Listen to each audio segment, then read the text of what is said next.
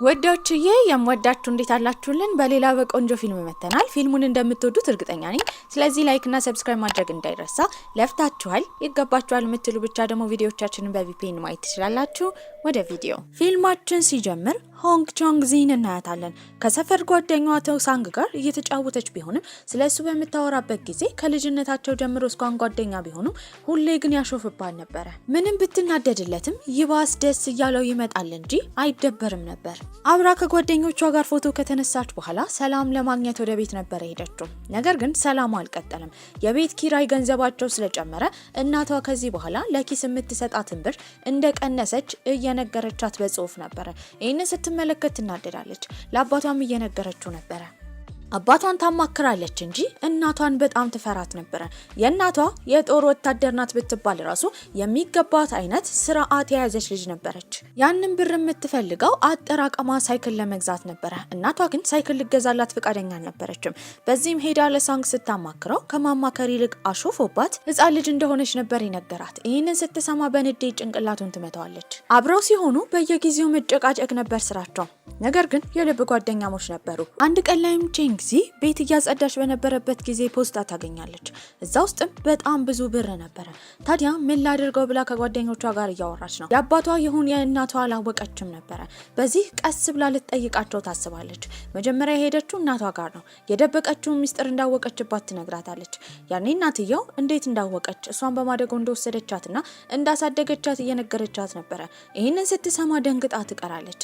ነገር ግን እናትየው ልጇ እየቀለደችባት እንደሆነ በማሰብ እሷም ላሹፍባት ብላ ያመጣችው ሐሳብ ነበር። ሌላኛዋ ደግሞ የሷ ጓደኛ ጁ ግራ ተጋብታ ነበር። የእናቷ ልደት ቀን ደርሷል። ያን ቀን ደግሞ በጣም የምታደንቃቸው የዘፈን አቀንቃኞች ኮንሰርት የሚያቀርቡበት ቀን ነበር። የትኛው ፕሮግራም ጋር ሊድ ብላ ግራ ተጋብታለች። ከቆይታዎች በኋላ ቼንግዚም ያ ብር አባቷ እንደሆነ ደርሳበት ነበር። ይሄም የሆነበት ምክንያት ለሷ ሳይክል ለመግዛት ከእናትየው ደብቆ እያጠራቀመ ነበር። ብዙዎቹን የሚያደርጋቸው የማይታዩ ቦታዎች ነው። ከነሱም መሃል ማቀዝቀዣው ፋን ላይ ገንዘቡን ያስቀምጥ ነበር። እናትየው እንደድንገት ስታበራው ግን ይበተናል። ይህን ስትመለከት በጣም ትናደዳለች። ሳይክሉም እንደማይገዛ ተናግራ ነበረ። በዚህ ያዘነችው ቼንግዚ ያላትን የዛገ ሳይክል ይዛ ነበር የምትጓጓዘው። አባትየውን በሚመለከትበት ጊዜ ግን በጣም ያዝንላታል። በአሁኑ የሳይክሉ ገመድ ተበጥሶባት ነበረ። ከዚህ በኋላ እንደማይጠገን እርግጠኛ ነበረች። እየገፋች ወደ ቤት በሄደችበት ጊዜ ግን አባትየው አዲስ ገዝቶ ነበር ሲጠብቃት የነበረው። ስቅስቅ ብላ ማልቀስ ጀመረች። በጣም ነበር ደስ ያላት። እናቷም ሳይክል እንደተገዛ ስትሰማ ደስተኛ አልነበረችም። በቀጣይ ቀን ግን ያንን ሳይክል ለሳንግ ለማሳየት ይዛ ሄዳ ነበረ። እሱንም ታስቀናናዋለች። ቆሻሻ ለመጣል ነበር የወጣችው። በአካባቢው መጣያ ስለሌለ ወደ ሌላ ቦታ እንዲሄዱ ነግራው ነበረ። እሱም ሳይክሏ ላይ ተጭኗል። ሰሞኑን ለምን ጸባያ እንደተቀየረ የሆነ የፈለገችው ነገር እንዳለ እየነገራት ነበረ።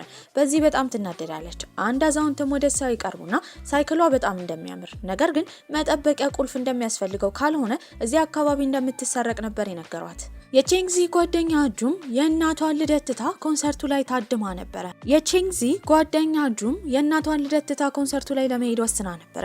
ቼንግዚም እቃ ለመግዛት ወደ ሱፐርማርኬቱ ትገባለች።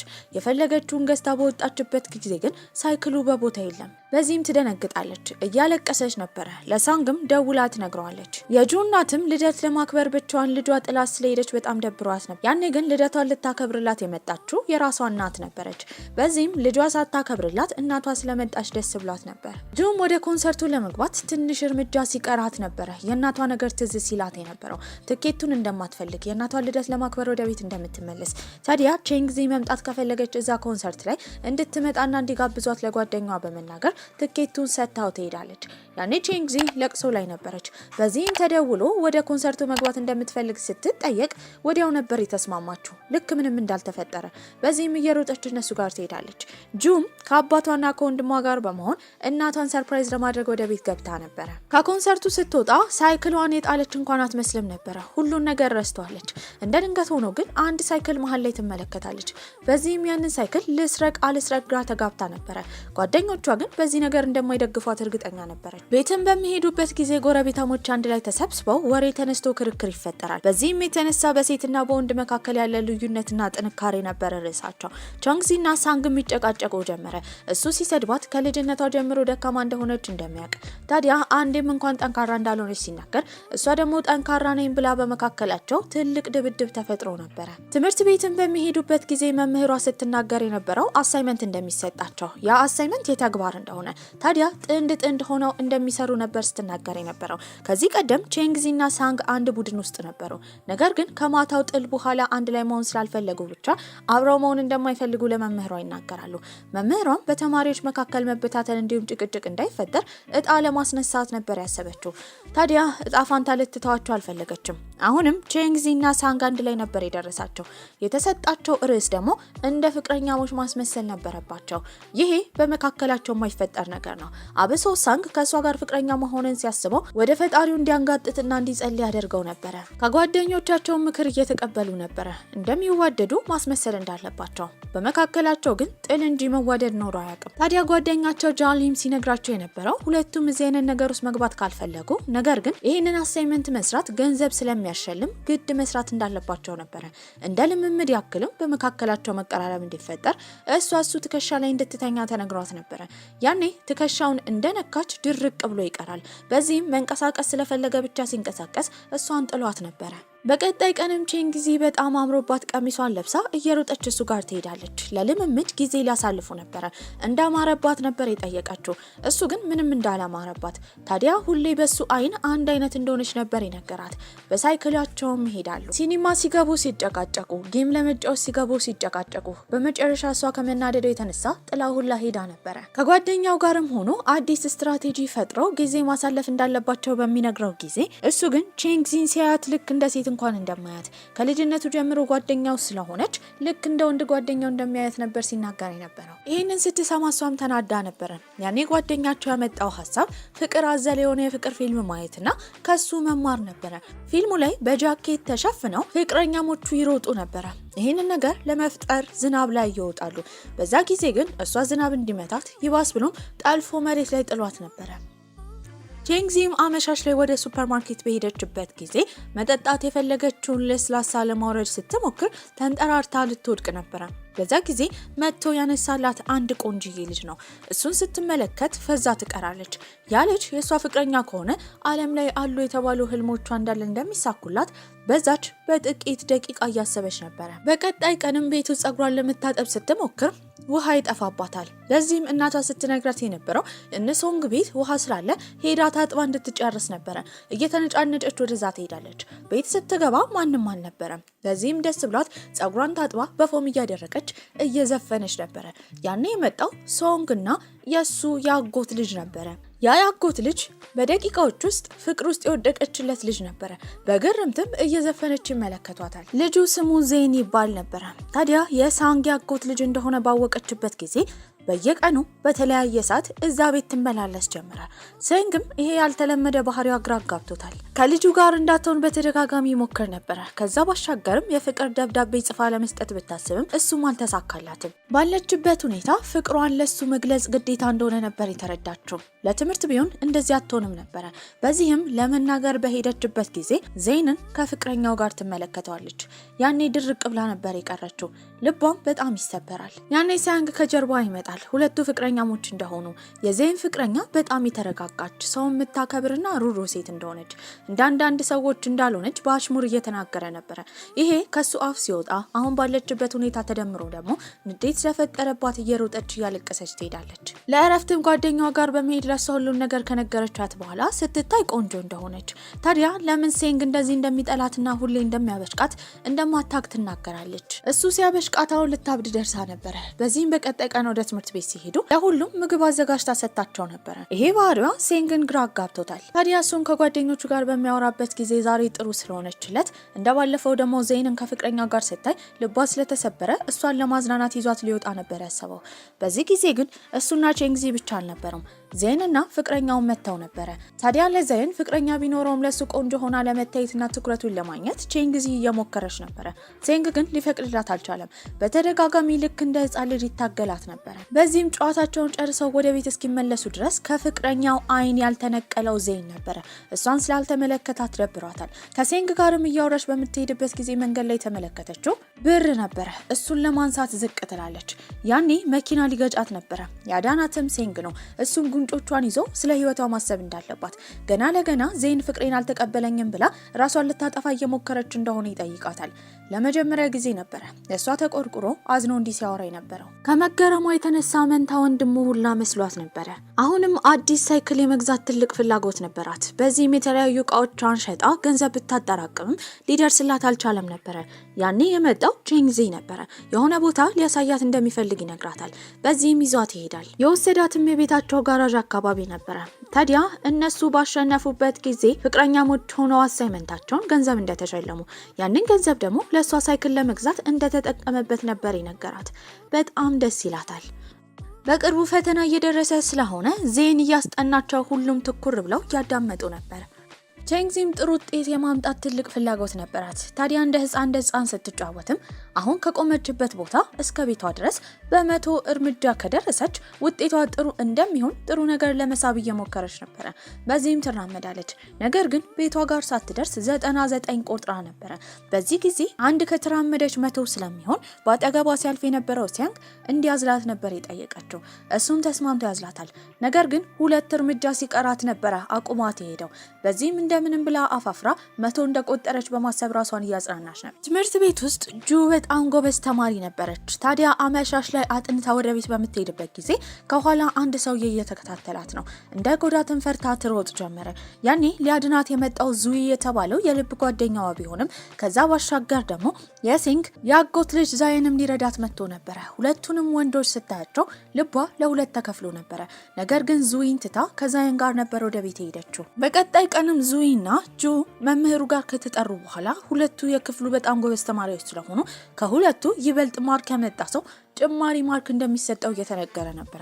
ታዲያ ዙይ ጁን በጣም ስለሚወዳት እሷ ጭማሪ ማርኩን እንድትወስድ ማድረግ ፈልጎ ነበር። የፈተናውም ቀን ይደርሳል። ሁሉም ተማሪዎች ተበትነው ወረቀታቸውን ይዘው እየጻፉ ነበር። አብዛኞቹ ግን ፈተናውን ጭራሽ አያውቁትም። አብሶ ቼንግዚና ሳንግ ፈተናው ከመክበዱ የተነሳ መሀል ላይ እንቅልፋቸውን ሁላ ተኝተው ነበር። ታዲያ ቤትም ከገቡ በኋላ ምን መልስ እንደጻፉ ቼክ እያደረጉ ነበር። እሷ የማትስ መልሷን ባየችበት ጊዜ ጭራሽ ልክ አልነበረችም። የኬሚስትሪ መልስ ማትስ ላይ የጻፈች ይመስል በጣም ብዙ ኤክስ ነበረባት። ታዲያ ጁን በቀጣይ ጊዜ ጥሩ ማርክ ያገኘችው እሷ እንደሆነችና ጭማሪው እንደተሰጣት ነበር የተነገራት። ይህን ስትሰማ ዙይ ሆን ብሎ ለእሷ ሲል ማርኩን እንድታገኝ መልስ አሳስቶ እንደጻፈ እርግጠኛ ነበረች። ምክንያቱም በጣም ጎበዝ ልጅ ነበረ። ውጤታቸው ጥሩ ስላልሆነም ቼንግዚና ሳንግ በጣም አዝነው ነበረ። ጓደኞቻቸው አንድ ላይ ሄደው ፊልም እንዲያዩ ቢጋብዟቸውም እነሱ ግን ከሶፋ መነሳት ከብዷቸው ነበረ። በዚህም ጥለዋቸው ይሄዳሉ። ሁለቱ ብቻቸውን ቁጭ ብለው አሳዛኝ ዘፈን እየሰሙ እያለቀሱ ነበረ። ሴሚስተሩ ካለቀ በኋላ በቀጣይ ሴሚስተር በጣም ቆንጆዬ ልጅ ትምህርት ቤት ውስጥ እንደገባ ይወራ ጀመረ። ሴቶቹ እንዳለ ድብልቅልቅ ይላሉ። ልጁ ባስኬትቦል ሲጫወት ቼንግዚ ቀንደኛ ደጋፊ ነበረች። ይህንን የሚመለከተው ሴንግ ግን የክፍሉ ቆንጆ እሱ ስለነበረ እንደተበለጠ ሲረዳ ይናደድ ጀመር። ይባስ ብለውም ሴቶቹ ክፍል ውስጥ ተቀምጠው ቆንጆ ወንድ ማን እንደሆነ ዝርዝር ያወጡ ጀመረ። ታዲያ አንደኛ የሆነው ይሄ አዲሱ ልጅ ነበረ። ታዲያ ሴንግ ሁለተኛ ነበረ። ይሄንን ሲሰማ በጣም ይናደዳል። ነገር ግን ሌሎች ክፍል ተማሪዎች ይመጡና እሱ ቆንጆ እንደሆነ ይነግሩታል። ግማሾቹ ደግሞ ከአዲሱ ልጅ ጋር ያወዳድሩት ነበረ። ይባስ ብሎም ቼንግዚ ከወንበሯ ትነሳና ክፍላቸው ውስጥ አንድ ቆንጆ ወንድ እንደሌለ ተናግራ ነበረ። ያ ቆንጆዬ ልጅ በክፍላቸው ካለፈ ሁሉም ሰው ፈዞ ነበር የሚመለከተው። ቤትም ከሄደ በኋላ ሶንግ ጓደኛው ዙይን ሲጠይቀው የነበረው ከዛ ልጅ ቆንጆ እንደሆነ ነበረ። ልጁ ግን ከራሱም ሆነ ከሶንግ ልጁ እንደሚበልጣቸውና ቆንጆ እንደሆነ ይናገራል። ታዲያ ይህንን ሲሰማ ይናደዳል። በመቀጠልም የሄደው አባቱ ጋር ነበረ። አባቱም ከሱንና አዲስ ከገባው ክፍላቸው እስካለ ቆንጅዬ ልጅ ማን እንደሚበልጥ በቁንጅና ይጠይቃል። አባትየውም ዞር እንዲልለት ነበር የጠየቀው። በዚህም ተናዶ ይሄዳል። ታዲያ በመቀጠል አያቱ ጋር ይሄዳል። አያቱን ሲጠይቀው ግን እሱ ቆንጆ እንደሆነና ማንም ሰው እንደማይበልጠው ነበር የነገረው። ይህንን ሲሰማ ሴንግ በጣም ደስ ይለዋል። ሌላ ማረጋገጫ ስለፈለገ የቼንግዚ ጓደኛ ጁ ጋር በመሄድ ተመሳሳይ ጥያቄ ይጠይቃታል። ከመመለሷ በፊት የመጣችው ቼንግዚ ነበረች። በዚህም ተነስቶ እንዲሄድና ጓደኛው አጠገብ እንዳይደርስ ነበር ስትነግረው የነበረው። እሱም እንደምንም ብሎ ልክ እንደ ድሮ ቆንጆ ነው ተብሎ እንዲወራላት የሆነ ነገር ማድረግ እንዳለበት ነበር ያሰበው። ይሄም ባስኬትቦል ውድድር ነበረ። በሚወዳደሩበት ጊዜ ስትደግፍ የነበረችው ቼንግዚ ነበረች። የምትደግፈው ለአዲሱ ልጅ ቢሆንም ልጁ ግን ሲያፋፍር ትመለከታለች። ይባስ ብሎም ሆን ብሎ ጠልፎ ሴንግን ይጥለዋል። ታዲያ ያኔ ሁለቱ ሊደባደቡ ሲሉ በጣም ተናዳ ሴንግን አላስነካም ብላ ለሱ ለመደባደብ ወደ መሃል ነበር የገባችው። ልጁንም አጭበርባሪ እንደሆነ ትነግረዋለች። ታዲያ የመጨረሻ አንድ ውድድር ስለቀራቸው ያሸነፉት እነ ሴንግ ነበረው።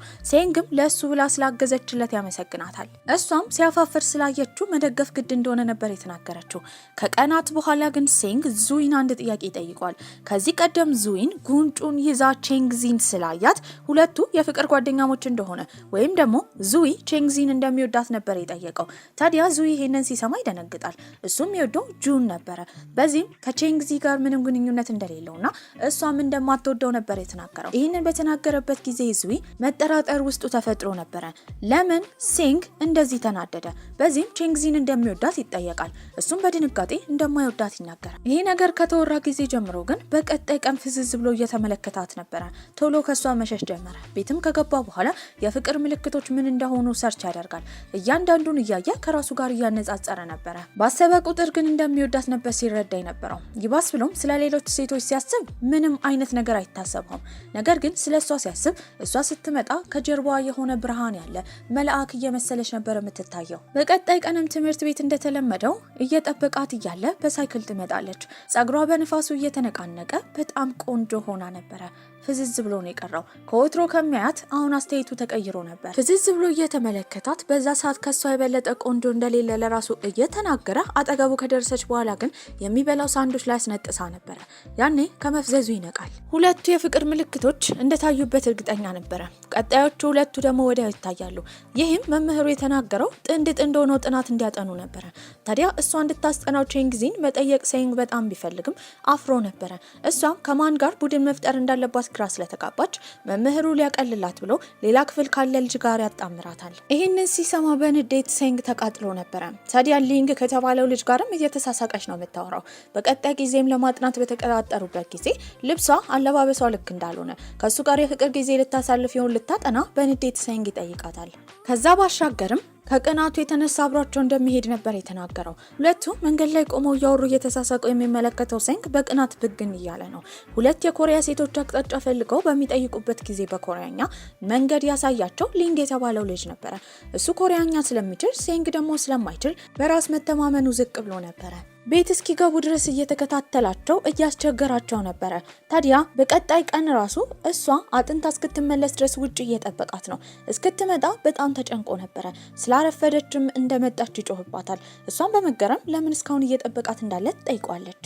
ታዲያ እሷ ባትረዳውም እኛ ግን ተረድተነው ነበር። ሴንግ በጣም ወዷታል። ለምን እንደመጣ ግን የተለያዩ የውሸት ምክንያቶች ነበር የደረደረው።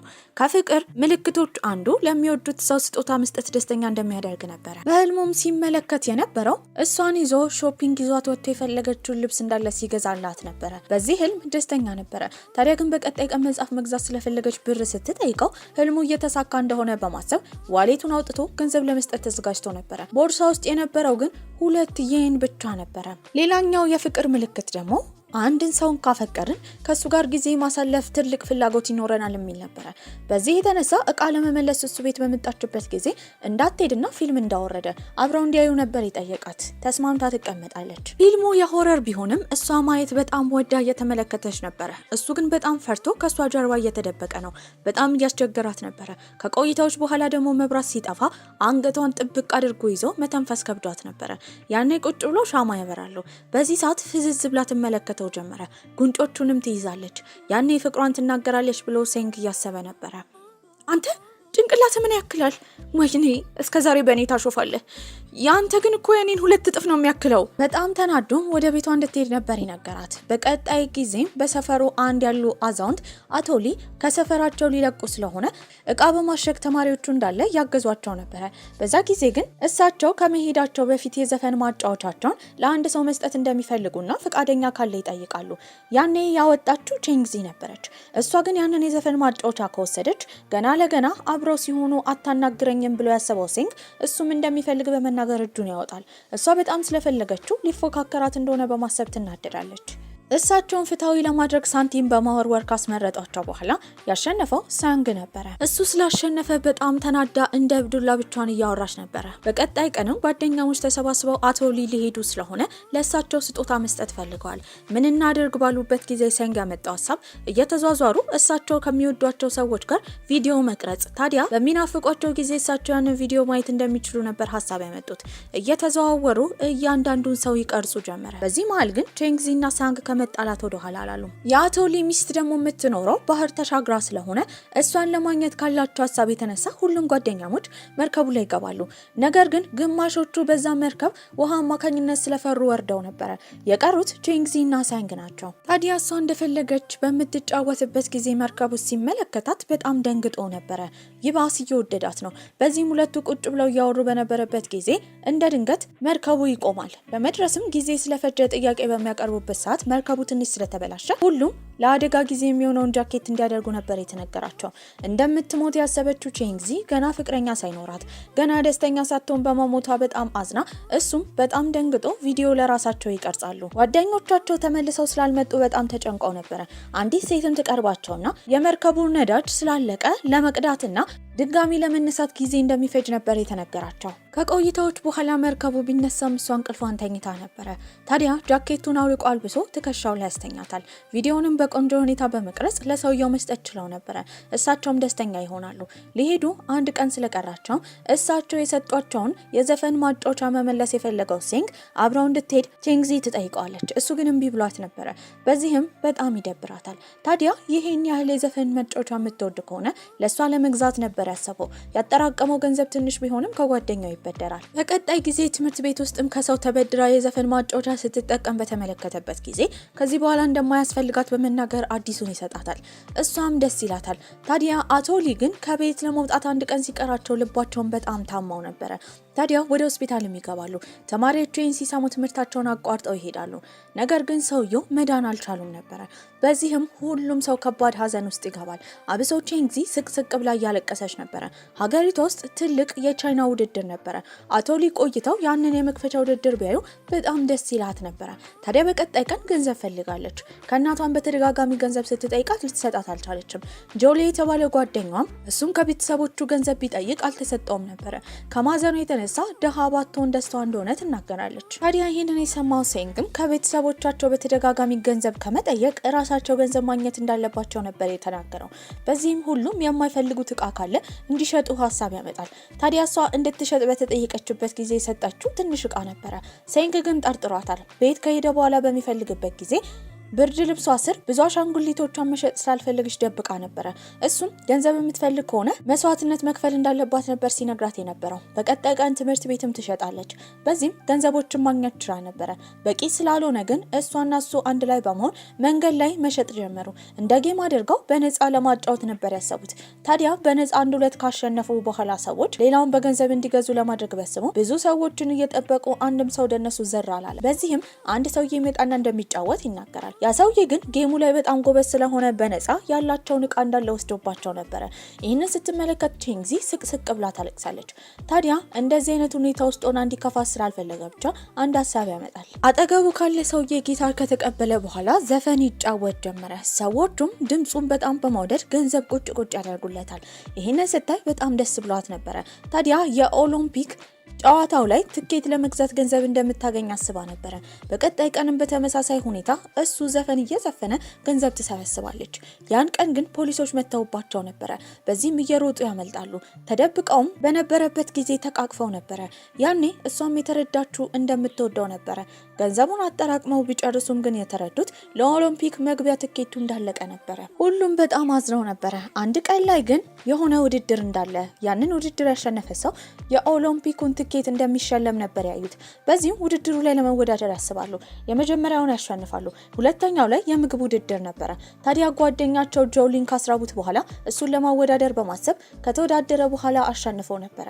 ሶስተኛው ደግሞ የዳንስ ውድድር ነው። ዳንስ በደንብ ከተለማመዱ በኋላ አሁንም ማሸነፍ ችሏል። ነገር ግን ድርጅቱ ያን ያህል ለአምስቱም የሚሆን ትኬት መክሰር ስላልፈለገ ብቻ እንደ ስጦታ የሰጣቸው ቲቪ ነበረ። ታዲያ እዛ ኦሎምፒክስ ላይ መግባት ባይችሉም አዲስ በገዙት ቲቪ አማካኝነት ግን ራሳቸውን አበረታተው ላይቭ መመልከት ችለው ነበረ። በዚህም ይረጋጋሉ። በቀጣይ ቀንም ታዲያ ሁሉም ከሄዱ በኋላ ግን እሷ ደክሟት እሱ ትከሻ ላይ ተኝታ ነበረ። ይሄን ሲመለከት እንደ ትውስታ ፎቶ ያነሳታል። በመቀጠል ደግሞ እሷ ከእንቅልፏ ስትነሳ እሱ ትከሻ ላይ ተኝቶ ነበረ። ሳታስበው ወደ እሱ እየተሳበች ነው። ልቧን በጣም እየመታ ነበረ። ይሄ ስሜት ምን እንደሆነ አታውቅም። የእሷ እንግዳ ነበረ። በቀጣይ ቀን ትምህርት ቤት በነበሩበት ጊዜ ሳይንግል ለማውራት አንዲት ቆንጅዬ ልጅ ትመጣለች። ብቻውን ማውራት እንደምትፈልግ እየተናገረች ነበረ። ያኔ የክፍሉ ተማሪዎች እንዳለ ያሾፉበታል። ይህንን የሰማችው ቼንግዚ ትናደድ ጀመረ። ሊያናግራት ሲመጣ ራሱ አክሩፋ ጥላው ትሄድ ነበረ። ይሄ ምልክት የፍቅር እንደሆነ አይጠፋንም። ታዲያ በቀጣይ ቀን እሱ ጌም መጫወት በነበረበት ጊዜ ለሱ ለመደገፍ ውሃ ይዛ ያቺኑ ልጅ ትመጣለች። ይሄንን ስትመለከት በጣም ከመቅናቷ የተነሳ ላለመደገፍና ጥላ ለመሄድ ነበር ያሰበችው። ጥላ እየሄደች እንደሆነ የተመለከተው ሴንግም ይከተላታል። ታዲያ እሱም ማውራት ስላልፈለገች ብቻ ስትሮጥ ወድቃ ነበረ። ትምህርቷ ላይም ለማተኮርና ከሱ ለመራቅ ታስባለች። ከእናቷ ጋርም ያላትን ግንኙነት ለመጠገም ብትሞክርም አሁንም ከእናቷ ጋር ከመጨቃጨቅ ወደ ኋላ አላለችም። እናቷንም ለጉዞ ገንዘብ ስትጠይቃት እምቢ ስላለቻት ሁሉም ነገር ስለሰለቻት በየቀኑ እናትየውም ስለምትመክራት ከዚህ በኋላ ዝም ማለት እንደምትፈልግ ትናገራለች። ታዲያ በጣም ስለደበራትም ለሱ ደውላ ሁሉን ነገር ለመናገር አስባለች። ታዲያ በድምጿ ነበረ ከእናቷ ጋር እንደተጣላች ሳንግ ያወቀው። ሁሉን ነገር ንገሪኝ ሲላት ግን ልትነግረው አልቻለችም። በቀጣይ ቀን በእናቷ ተናዳ ቁርስ እንኳን መብላት አልፈለገችም ነበረ። ብቻዋን አመሻሽ ላይ ቁጭ ብላ በነበረበትም ጊዜ አባቷ ሊያረጋጋት ይዟት የሄደው ምግብ እንዲበሉ ነበር። በዚህም ሲነግራት የነበረው እናትየው ቤቱን የምታስተዳድረው በትንሽ ብር ስለሆነ እናቷን መረዳት እንዳለባት አሁን ትልቅ ልጅ እንደሆነች ሲመክራት ነበረ። ከብዙ ምክርም በኋላ ለእናቷ ያላት ጥላቻ ይጠፋና አሁን ትረዳት ጀመረ። በቀጣይ ጊዜም ቤተሰቦቿ ከቤት መሄድ ነበረባቸው። ብቻዋን እንደምታደር በማሰብም የእናቷን ልብስ ለብሳ ታኮ ጫማ አድርጋ እየፈነጠዘች እያለ አብሯት ለማደር የመጣው ሴንግ ነበረ። ወደ ውስጥ እንዳይገባና እንዲመለስ ለማድረግ ብታስብም እሱ ግን አሻፈረኝ ብሎ ሲገባ ልትከተለው ስትል ልትወድቅ ነበረ። ያኔ ሁለቱም መሬት ላይ ይወድቃሉ። እሷ ከላይ ሆና እየተመለከተችው ነበረ። በዚህ ሰዓት ደግሞ ጓደኞቻቸው ይመጣሉ። ያዩትን ነገር ማመን ከብዷቸው ነበር። ከጓደኞቻቸው ጋር ጊዜ ሲያሳልፉ በቀጣይ ቀን ራሷን ያገኘችው ሆስፒታል ውስጥ ነበረ። እንደ ትላንትና ከባድ ትኩሳት ስለያዛት ሴንግ ተሸክሞ እንዳመጣት ነበር የሰማቸው። ምን ያህል እንደተስተጓጎለ ስትሰማ ታዝንለታለች። ታዲያ በቀጣይ ጊዜ እሷ እናት ወደ ቤት በምትመለስበት ሰዓት አንድ አዛውንት የመከሯት የእሷ ልጅ ጥሩ ውጤት እንድታመጣ ትናንሽ ኮርሶችን ለመማር ወደ አንድ ከተማ እንድትልካት ነበረ። ልትልካት ያሰበችውም ከሊንግ ጋር ነው። ታዲያ ሊንግና እሷ ብቻቸውን ሌላ ከተማ ሊሄዱ እንደሆነ የሰማው ሴንግ ድርቅ ብሎ አብራት መሄድ እንደሚፈልግ ለእናትየው ይናገራል። እናትየው ግን የሚያወራውን ነገር ከቁም ነገር አልወሰደችውም። በመቀጠልም የቼንግዚ አባት ጋር በመሄድ እሱን አሳምነው ሶስት ሆነው እንዲሄዱ ማድረግ ችሎ ነበረ። ታዲያ በጉዞ መሀል ግን ሊንግና ቼንግዚ በጣም እየተሳሳቁ እያወሩ ነበረ። ከቅናቱ የተነሳ አመመኝ ብሎ የጠራው ቼንግዚ ነው። ያንን ያደረገው አጠገቡ እንድትቀመጥ ነበረ። ታዲያ እዛ በነበሩበት ጊዜ ሲማሩና ፈተና ሲፈተኑ በሁለቱ መሀል ጣልቃ ለመግባት ቢሞክርም እሷ ግን መንገድ አልሰጠችውም። ሁለቱ እየተራመዱ እያለ የብቸኝነት ስሜት የተሰማው ሴንግ ከኋላ እየተራመደ ነበረ። እንደደበረው በመረዳትም አጠገቡ ሄዳ ትቆማለች። ፕሮግራሙን በጨረሱበት ጊዜ እሱ ቀጥታ ሄደ ጓደኛው ዙዊ ጋር ነበረ። ዙዊም ሲመክረው የነበረው ስሜቱን መናገር እንዳለበት ነው። ነገር ግን ሴንግ ምናልባት ስሜቱን ከተናገረ በኋላ እሷ አልወደህም ካለችው ጓደኛ እንኳን መሆን ስለማይችሉ ከባድ እንደሆነ ይናገራል። ዙዊ ግን በእርግጠኝነት ቼንግዚ እንደምትወደው እንደሚያስታውቅባት ነበር ሲመክረው የነበረው። በቀጣይ ቀንም ሊንግና ቼንግዚ አንድ ላይ ወደ ሙዚየም ለመዝናናት ሄደው ነበረ። ታዲያ ከጓደኛው ዙዊ ምክር የወሰደው ሴንግም እየሮጠ እሷን ለማግኘት ነበር ሄደው። እንደምንም ብሎ ጋርዶቹን ሸልቶ በተደጋጋሚ ለሷ ስልክ እየደወለ ወደ ውስጥ ይገባል። ልክ እንዳገኛትም ጮክ ብሎ እንደሚወዳት ነበር ይነገራት። ይሄ ነገር መቼ እንደተፈጠረ እንዳላወቀ። ታዲያ ግን እሷ ከሊንግ ጋር ጊዜ ማሳለፍ ከጀመረች ጊዜ ጀምሮ በጣም ሲቀና እንደነበረ፣ ያን ቀን ዝናቡ ላይ ሲጠብቃት የነበረው ስሜቱን ለመናገር ካለው ጉጉት የተነሳ እንደሆነ፣ ይህንን ስሜት ምን ብሎ መጥራት እንዳለበት ቢከብደውም ፍቅር እንደሆነ ነበር ይነገራት። ለመመለስ ትንሽ ጊዜ ፈጅቶባት ነበረ። ነገር ነገር ግን እሷም እንደምትወደው ትነግረዋለች። አሁን ሁለቱም የውስጣቸውን ስለተናገሩ አንድ ላይ ወክ ሲያደርጉ ነበረ። እሷም ስትነግረው የነበረው ከዚህ በኋላ ጓደኛዬ ብሎ እንዳይጠራት፣ ታዲያ ፍቅረኛው እስከሆነች ድረስ እሷን የሚጠራበትና እሷን የሚያበሽቅበትን መንገድ ማስተካከል እንዳለበት ነበር። ታዲያ በቀጣይ ጊዜም አብረው ጊዜ እንዲያሳልፉ ነበር የጠየቃት። እሷም ተስማማለች። እየሮጠን ጓደኛው ዙይ ጋር በመሄድ እሺ እንዳለችው በሱ ምክር አማካኝነት እዚህ ላይ እንደደረሰና ደስተኛ እንደሆነ እየተናገረ ነው። ዙይም ቶሎ ብሎ አፉን ነበር የሸፈነው። ምክንያቱም እዛ ክፍል ውስጥ ጁ እንዳለች ሴንግ አልተመለከተም ነበር። ለማንም ሰው ይሄንን ሚስጥር መናገር ባይፈልግም አሁን እሷ ሰምታለች። ሁሉንም ነገር እንዲነግሯት እየጠየቀች ነበር። ታዲያ ሴንግ እየነገራት ስላልሆነ ዙይ እንዲነግራት ትጠይቋለች። እሱም ብዙ እንደማያውቅ ነበር የነገራት። ሚስጥር ለማድረግ እየሞከሩ እንደሆነ በመረዳትም ተናዳ ጥላ ትወጣለች። ታዲያ ፍቅረኛሞች ከሆኑ 3 ቀናቶች አልፈዋል። ባሳለፉበት ጊዜ ግን በጣም ደስተኛ ነበሩ። ቁርሱላ ከሷ ጋር ነበር መመገብ የሚፈልገው። ለሷ ብሎ ብርቱካን ከእናትና ከአባቱ እየደበቀ ያስቀምጥላት ነበር። ታዲያ ለጁ ደግሞ ዙይ ስሜቱን መናገር ፈልጎ ነበር። ነገር ግን ጓደኛቸው ጆሊ መሀል ላይ ስለመጣ ዙይም ከመናገር ራሱን ቆጥቦ ነበር። ታዲያ ለቼንግዚም ዝግጅት ያዘጋጀላት ሴንግ ነበር። በብርቱካን የተለያዩ ስሜቶቿን ከሳለ በኋላ ለሷ ፍቅር ቃላቶችን መጠቀም ጀመረ። ሁለቱ በዛ ሁኔታ ውስጥ ሆኖ የተመለከተው ጆሊ በጣም ተገርሞ ነበር። ነገር ግን ይህንን ግንኙነታቸውን እንደ ሚስጥር ስለያዙና ስላልነገሩት ተናዶ ነበር። ጓደኛቸው ጆሊንም በተደጋጋሚ ይቅርታ ይጠይቁታል። ነገር ግን እሱ ይቅርታ ሊያደርግላቸው አልፈለገም። ይቅርታ እንዲደረግለት ከፈለገ ሴንግ ድሮ የጻፈውን የዲያሪ ማስታወሻውን እንዲሰጠው ነበር ጆሊ የጠየቀው። በዚህም እሱን በሚያነብበት ጊዜ ቼንግዚን እብድ አድርጎ ጽፏን ነበር። ጆሊን ደግሞ ጅል ብሎ ጽፎበት ነበር። እሱ ብቻ ሳይሆን እነዙይን እነጁን ሁሉንም ጓደኞቹን በመጥፎ መልኩ ነበር የጻፈው። ይህንን ሲመለከቱ ይናደዳሉ። ታዲያ ያንን ዲያሪ እየቀዳደዱ እሱም ይቅርታ እየጠየቀ እየደበደቡት ጥሩ ጊዜ ያሳልፋል። ብዙ አመታት ያልፋሉ። ከአመታቶች በኋላ ቼንግዚና ሴንግ አሁንም ፍቅረኛሞች ነበሩ። በዚህ ቆንጆ አስተላለቅ ፊልማችን እዚህ ላይ አብቅቷል። ደህና ቆዩልኝ።